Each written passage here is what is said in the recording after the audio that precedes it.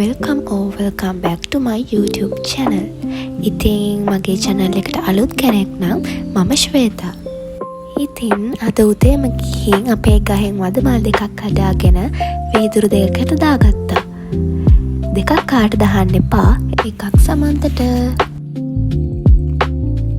ඉතින් මේ විදිහ ස්කින් එකට මාරම හොඳයි ළමයි. ඔයාලා try කරලා බලන්න. උණු වතුර දාලා ටිකක් වෙලා තියලා බොන්න. හරි ඔන්න ඉතින් මේ දවස් ටිකේම මේ වැඩේ නම් මම නිතරම කරනවා. උදේට භාජනයකට වතුර දාලා ඒකට අයිස් කැට දාලා මූණ වොෂ් කරන්න තියෙන්නේ. ඉතින් මම නම් විනාඩි 20ක් විතර කරනවා. ඇස්යට කළු වෙලා තියෙනවා නම් සහ ස්කින් එකටත් මේක හොඳයි. මේ තියෙන මම 2026 අවුරුද්දට ගත්ත ප්ලෑනින් බුක් එක. මේකේ yearly goals, mood tracker, sleep tracker, monthly goals, weekly planner, period tracker, monthly budget planner, මේ වගේ පෙන්සිල් ආට් එකකුත් තියෙනවා අපි කැමති විදිහට කලර් කරන්න. හරි ඉතින් මට අද හිතුණා මමත් vlog එකකින් දැකපු සහ අහපු දෙයක් ඔයාලත් එක්ක share කරගන්න. ඉතින් මේ කියපු දේවල් හරියටම හරි මට හිතුණා ඒ දේවල් ඔයාලටත් කියන්න. සතුට කියන්නේ මොකක්ද කියලා එක එක අයගෙන් වෙන වශයෙන් ඇහුවොත් එයාලා විවිධාකාර උත්තර දෙයි. ඉතින් ඒ සතුට වැඩි කල් දිගටම පවත්වාගෙන යන්න නම් රහස් ක්‍රම ගොඩාක් තියෙනවා. ඉතින් පළවෙනි ක්‍රමය තමයි මම මෙහෙම කළොත් අනිත් අය කොහොම හිතයිද, මට මොනවා කියයිද වගේ දේවල්. අපිට සමාජයේ ඉන්න හැමෝම සතුටු කරන්න බෑ.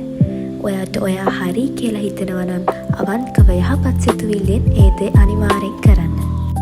ඉතින් මම මේ කරන්න යන්නේ මගේ නොවන මගේ ප්‍රොජෙක්ට් එක නෝට් වගේක් ලියන්න.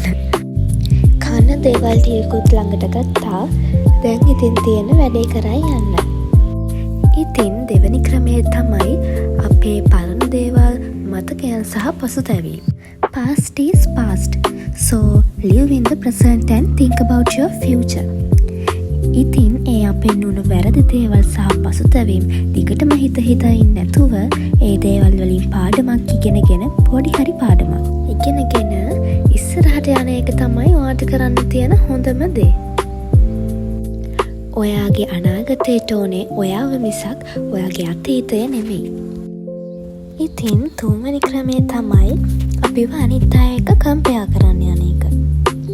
අරයට අරක තියෙනවා මේක තියෙනවා මට ඇයි නැත්තේ, මටම තමයි මෙහෙම වෙන්නේ කිය හිතුවොත් කවදාවත් ඔයාට සතුටක් නම් ළඟා කරගන්න වෙන්නේ නැහැ. අපි ගොඩක්ම දේවල් දකින්නේ සෝෂල් මීඩියා හරහා. අරයට අරකක් හම්බෙලා අරයා ලයිෆ් එක ගත කරන්න මෙහෙමයි ඒ වගේ එක ඒවා. ඉතින් ඔයාට ලැබිලා තියෙන දේවල් වලින් සෑහීමකට පත් වෙන්න සහ ඔයාට ලබා ගන්න ඕන දේවල් වෙනුවෙන් මහන්සි වෙන ගමන් සතුටින් ජීවත් වෙන්න. ඉස්සර මම ප්‍රොජෙක්ට් කරද්දී ඔය A4 කොළවල කෙලින් ලියා ගන්න බෑ අකුරු. ඉතින් ඒ වෙනුවෙන් කොලයක් දැන් මම තියාගෙන ඉන්නේ.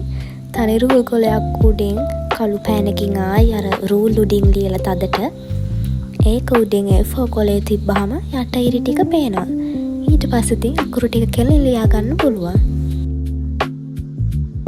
හරි ඉතින් හතරවෙනි රහස තමයි පරිගැනීම, වෛරය, නරක සිතුවිලි. කවුරු හරි වාට වැරද්දක් කළා නම් ඒ දේවල් අමතක කරන්න බලන්න. ඒ දේවල් හිතේ තියන් පල් කර හිටියා කියලා ඔයාට කිසිම හොඳක් වෙන්නේ නැහැ. ඔයාට වැරදි කරපු අයට ඒවල පළ විපාක ලැබෙයි. ඔයාට කවුරු හරි බැන්නා නම්, තරහ යන දෙයක් කළා නම් ඒ දේවල් ඉක්මනට අමතක කරන්න බලන්න. අන්න එතකොට පුළුවන් ඔයාගේ සතුට ඔයා ගාවම තියාගන්න. මම මේ වීඩියෝ එක එඩිට් කරන්නේ රෑ.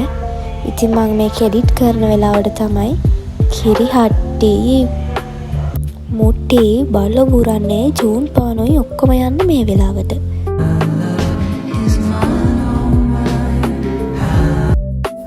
හරි ඉතින් අහන්නකෝ අනිත් රහස. ඒක තමයි මං හිතන දේ ඒ විදිහටම වෙන්න ඕනි කියන එක. අපි කොච්චර දේවල් හිතන් හිටියත් ඒ දේවල් ඒ විදිහටම සිද්ධ නොවෙන්න පුළුවන්.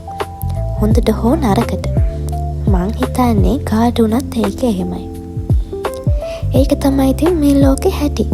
වෙන හැමදේටම ශක්තිමත්ව සහ අවස්ථාවට අනුරූපීව හැඩගැහෙන්න උත්සාහ කරොත් අපිට සතුටින් ඉන්න පුළුවන් ටිකටම.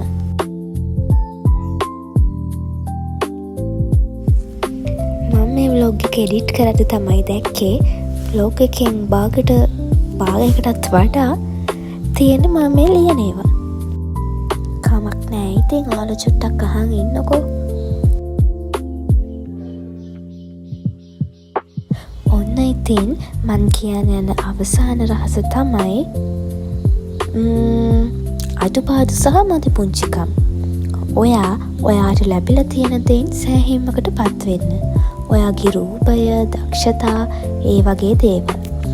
දක්ෂතා ඉතින් ඔයාලට වැඩි වර්ධනය කරගන්න පුළුවන්නේ. රූපයත් ඕනනම් ලස්සන කරගන්න පුළුවන්. උත්සාහය තියෙනවා නම් කරන්න බැරි දෙයක් නැහැ. ඉතින් මන් මේ කියපු දේවල් හරිම සරල දේවල්. හැබැයි හිතන තරම් ලේසි නැති වෙන්න පුළුවන්. ඒත් ඔයාගේ උපරිම උත්සාහය කරන්න. වයසින් ලොකුද පොඩිද අදාළ නැහැ. කාටත් මේ වගේ දේවල් පොදුයි සහ අනුගමනය කරන්න පුළුවන් දේවල්. අනේ ඉතින් බලන්නකො මට වුණ දේ.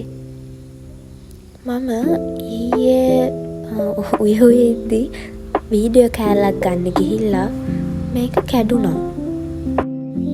මට මේ අරන් දෙද්දිම කිව්වා ඉතින් වැඩිය නමන්න කරන්න යන්න එපා කැඩේ කියලා. බත් කරන්න දෙයක් නෑ. කැඩුනා. හදලා දෙන්න හොඳේ. මේ තියෙන්නේ මගේ කබඩ් එක. ඇඳුම් මැරෙනකොට අනිත් හැමදේම තියෙනවා. ඔය වගේ චූටි කියුට් ඒවා ඉතින් මම එකතු කරනවා. මේ වීඩියෝ එකට කලින් වීඩියෝ එකක් මම දාන්න හිටියා කරි එකක රෙසිපි එකක්. ඒක කරන්න ගිහිල්ලා ඉතින් අනක කැඩුනේ. ඊට පස්සේ ඉතින් ආයෙ දාන්න හිතුන්නේ නෑ මට ඒක. චූටි වීඩියෝ ක්ලිප්ස් වගේක් නම් තියෙනවා. ඉතින් ඒ ටික වෙනම දාන්න බැහැ නේද? ඒ නිසා මේකටම ඇඩ් කරන්නම්.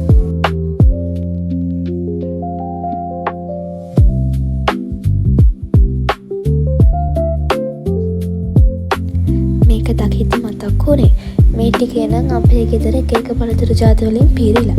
ජම්බෝල, අඹ, කාබරංකා, වරකා. බොඩි ලෝෂන් එක ඇරුණාම මෙතන තියෙන ඉතුරු ටික තාම යූස් කරලවත් නැහැ. කරලා බලන්න ඕනේ.